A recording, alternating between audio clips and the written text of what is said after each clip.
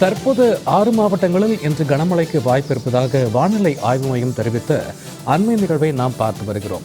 தமிழகத்தில் கோவை, நீலகிரி, தேனி, தென்காசி, நெல்லை மற்றும் கன்னியாகுமரி உட்பட 6 மாவட்டங்களில் இன்று கனமழைக்கு வாய்ப்பு இருப்பதாக வானிலை ஆய்வு மையம் தெரிவித்துள்ளது. தமிழகத்தில் கோவை, நீலகிரி, தேனி, தென்காசி ஆகிய 4 மாவட்டங்களில் இன்று கனமழைக்கு வாய்ப்பு இருப்பதாகவும் மேலும் 6 மாவட்டங்களில் நாளை கனமழைக்கு வாய்ப்பு இருப்பதாகவும் வானிலை ஆய்வு மையம் தெரிவித்துள்ளது. 6 மாவட்டங்களில் இன்று கனமழைக்கு வாய்ப்பு இருக்கக்கூடிய அண்மை நிகழ்வை நாம் பார்த்து வருகிறோம். தமிழகத்தில் கோவை, நீலகிரி, தேனி, தென்காசி, நெல்லை, கன்னியாகுமரி ஆகிய 6 மாவட்டங்களில் இன்று கனமழைக்கு வாய்ப்புள்ளது.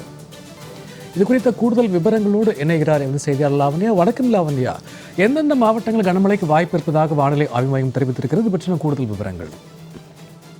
வணக்கம். மேற்கு திசை காற்றின் வேக மாறுபாடு காரணமாக தமிழகத்தில் ஓரிரு இடங்களிலும், புதுவை மற்றும் காரைக்கால் பகுதிகளிலும் இடி மின்னலுடன் கூடிய லேசானது முதல் மிதமான மழை பெய்யக்கூடும் என சென்னை வானிலை ஆய்வு மையம் தகவல் தெரிவித்திருக்கிறது.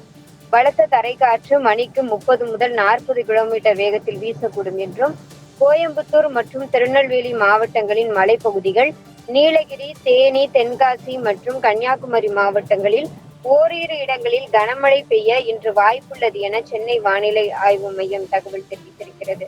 மேலும் நாளை கோயம்புத்தூர், நீலகிரி, தேனி, தென்காசி மாவட்டங்களில் ஓரிரு இடங்களில் கனமழை தொடரவும் வாய்ப்புள்ளது.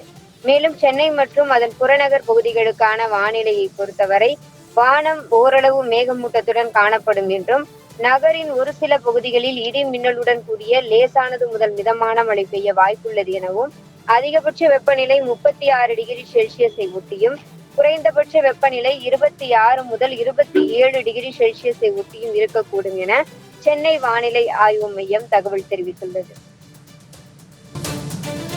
வரும் 2ஆம் தேதி வரை தமிழகத்தில் மழை பெய்ய வாய்ப்பு குறித்த அண்மை விவரங்களுக்கு நன்றி.